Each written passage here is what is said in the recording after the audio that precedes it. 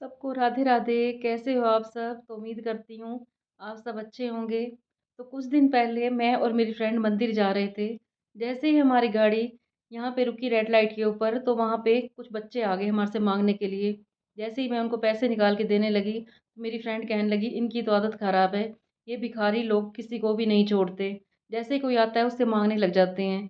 इनकी तो आदत ही ख़राब है। तुम नहीं दोगी तो किसी और को ये पकड़ लेंगे और फिर तुम्हें गालियाँ भी देने लगेंगे। इनको मत दो, जितना तुम दोगे इनकी आदत उतनी ख़राब हो जाती है। तो मैंने कहा कोई बात नहीं, तो हम उनको पैसे देके और हम आगे निकल गए। जैसे ही हम मंदिर में पहुँचे, तो मेरी फ्रेंड कहने लगी भगवान जी से हाथ जोड़ के कि हे भगवान, मेरे बेटे की जॉब लग जाए तो मैं सवा मणि का प्रसाद लगाऊंगी। तो ये बात मैंने सुन ली। वो धीरे धीरे बोल रही थी लेकिन मेरे साथ खड़ी थी, तो मैंने सुन ली। तो जैसे ही हम बाहर आए, तो मैंने उसको बोला कि तुम तो उन बच्चों से भी बड़ी भिखारी हो, कि वो तो चलो हमें माँग रहे थे हमारे से बिना लालच के, लेकिन तुम तो उसको लालच भी दे रहे थे भगवान को। ये भगवान, मेरे बच्चे की जॉब लग जाए तो मैं तुम्हारे आगे सवा मणि का भोग लगाऊँगी। तो इस दुनिया में सारे ही भिखारी हैं, चाहे कोई हो, चाहे इसमें हम आ गए, चाहे आप आ गए, चाहे वो बच्चे थे। और वो बच्चे तो चलो मजबूरी में माँग रहे थे, लेकिन हम क्या कर रहे थे? भगवान जी को पहले लालच दे रहे थे, उनको रिश्वत दे रहे थे कि हे भगवान, मेरे बच्चे की जॉब लगवा देना, मैं फिर आपके यहाँ पे सवा मणि का भोग लगाऊँगी। तो ये तो बात हुई चलो माँगने वालों के ऊपर। तो आज का हमारा टॉपिक है कि दान की हमारे जीवन में क्या महिमा है? किस तरह से दान हमारे सारे काम, हमारे आने वाली परेशानियों को सॉल्व कर देता है। कोई भी समस्या नहीं रहती, वो दान चाहे छोटा हो, चाहे वो बड़ा हो। लेकिन शर्त ये है कि हम दान करें एक हाथ से, तो हमारे दूसरे हाथ को भी पता ना चले। लेकिन कई लोग क्या करते हैं कि जैसे ही दान किया तो अपने गुणगान गाने लग जाते हैं। मैं तो ये भी देखती हूँ कि लोग गाय को रोटी भी खिलाते हैं कई बार।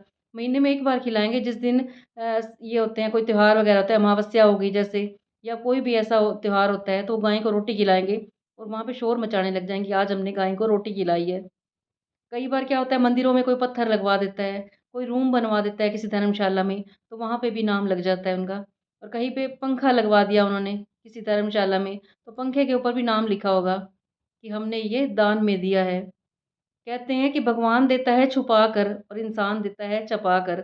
भगवान तो हमें इतना देता है, उसने इतनी अच्छी-अच्छी पार्कें बनाई, इतना अच्छा हमें शरीर दिया, हमें इतनी धन-दौलत दी, इतने अच्छे बच्चे दिए हमें, इतना कुछ दिया, इतना पैसा दिया, गाड़ियाँ दी, लेकिन उसने कहीं भी अपना नाम नहीं किया। तो हम इंसान थोड़ा-सा भी हम देते हैं तो कैसे अपना गुणगान गाने लग जाते हैं। कहीं पे भी अपना नाम लिखवा देते हैं, कहीं पे सुनहरे अक्षरों में लिखवा देते हैं, और कई बार तो ये भी होता है कहीं पे दान देते हैं तो अनाउंसमेंट में भी बोला जाता है कि ये दान उन्होंने दिया है।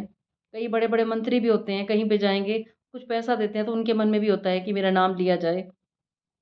तो आज हम बात कर रहे हैं कि किस तरह से हम अपने दिन में सिर्फ़ ₹1 निकाल के अपने आप को भी दान के भागीदार बना सकते हैं। दान छोटा हो चाहे बड़ा हो, शुरुआत आप ₹1 से कर सकते हो। आपने करना क्या है, अपने घर में एक बॉक्स बना लेना है। जब गुल्लक होती है, जैसे बच्चों को शौक होता है पैसे इकट्ठे करने का, जब वो इकट्ठे करते हैं पैसे तो कितने पैसे निकल जाते हैं।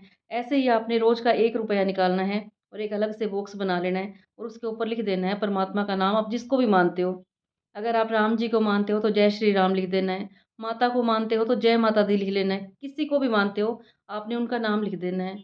और आपने ये ₹1 करके इकट्ठा करना है, और महीने के जब ये ₹30 हो जाते हैं, फिर आपकी इच्छा है कि आप इसके अंदर और मिला के 100 भी कर सकते हो, आप 1000 भी कर सकते हो। फिर आप इन पैसों को किसी गरीब की मदद में लगा सकते हो। किसी गरीब लड़की की शादी हो रही होती है तो उसमें कन्यादान दे सकते हो आप। ऐसे करते-करते आप ₹100 निकालोगे तो भगवान आपको ₹1000 दे देगा। अगर आप 1000 का दान करते हो तो परमात्मा आपको लाख लखपति बना देगा। और ₹1 कुछ ज़्यादा भी नहीं है। अगर आप सोचो कि मैं पैसे नहीं निकाल सकता, मैं तो बहुत गरीब हूँ, लेकिन ₹1 तो कोई भी निकाल सकता है। तो आपने ये अपना रूटीन बनाना है कि रोज़ का आपने ₹1 निकालना है, और किसी दिन आपको ये लगता है कि आज हमारा काम बड़ा अच्छा रहा है, हमारे बच्चों ने बहुत अच्छा कमाया है, अच्छी सैलरी आपकी आ जाती है, तो उसमें से आप ₹100 भी निकाल सकते हो, आप ₹1000 भी निकाल सकते हो। ऐसे करते-करते आपके पास काफ़ी पैसा इकट्ठा हो जाएगा। आप मानते हो कि आपके पास पैसा नहीं है, इकट्ठा आप नहीं निकाल सकते, तो रोज़ का ₹1 तो आप निकाल ही सकते हो। इस ₹1 से आप इतना दान कर सकते हो और इतना पुण्य कमा सकते हो, किसी गरीब की मदद कर सकते हो। और फिर ये ना बोलना कि मेरे पास पैसे नहीं हैं, क्योंकि ₹1 का दान सबसे छोटा दान है, और दान चाहे 1 का हो, चाहे वो ₹1000 का हो, दान दान ही होता है। और दान हमेशा ऐसे करना कि एक हाथ से करें और दूसरे को भी ना पता चले। मन में ये सोचना ही ना। और जब भी आप कहीं पे दे के आते हो पैसे, चाहे आप कहीं पे कन्यादान दे के आते हो, तो भी आपने गाना नहीं है कि मैं वहाँ पे इतने पैसे दे के आया हूँ। कभी भी आपने शो नहीं करना कि मैंने आज इतना दान किया है। जिस तरह से भगवान हमें छुपा कर देता है, हमें भी दान छुपा के करना है। किसी को भी पता नहीं चलना चाहिए, सिर्फ़ आपको पता चले या आपके जो घर के लोग हैं, उनको पता चलना चाहिए। कई बार हम ऐसे भी लोग देखते हैं कि घर में अगर हस्बैंड-वाइफ है, दोनों अलग-अलग दान करते हैं, लेकिन घर में आके बच्चों को भी नहीं बताते। हमने ऐसे भी परिवार देखे हैं। तो दान की इतनी महिमा है, इस दान से आपके आते हुए कष्ट हैं, वो कट जाएँगे। आपका पैसा जो बीमारियों में लगना हो, वो हट जाएगा। कहते हैं कि परमात्मा का जो 10% हिस्सा हमें निकालना ही निकालना है।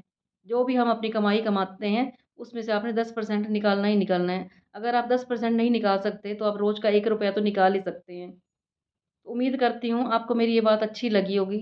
अच्छी लगी हो तो इसे अपनी लाइफ़ में ज़रूर अपनाना, क्योंकि हमारा पैसा इतना चला जाता है कोर्ट केस में, इतना पैसा चल जाता है बीमारियों में और कितना पैसा हमारा वेस्ट हो जाता है, हमें पता भी नहीं चलता और घर में बरकत नहीं आती।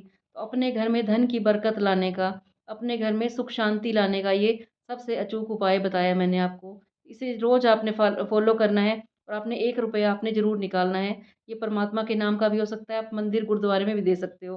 कहीं पे लंगर लगा होता है, तो आप वहाँ पे भी दे सकते हो, इन पैसों को इकट्ठा करके क्योंकि 1 रुपया कोई ज़्यादा नहीं है।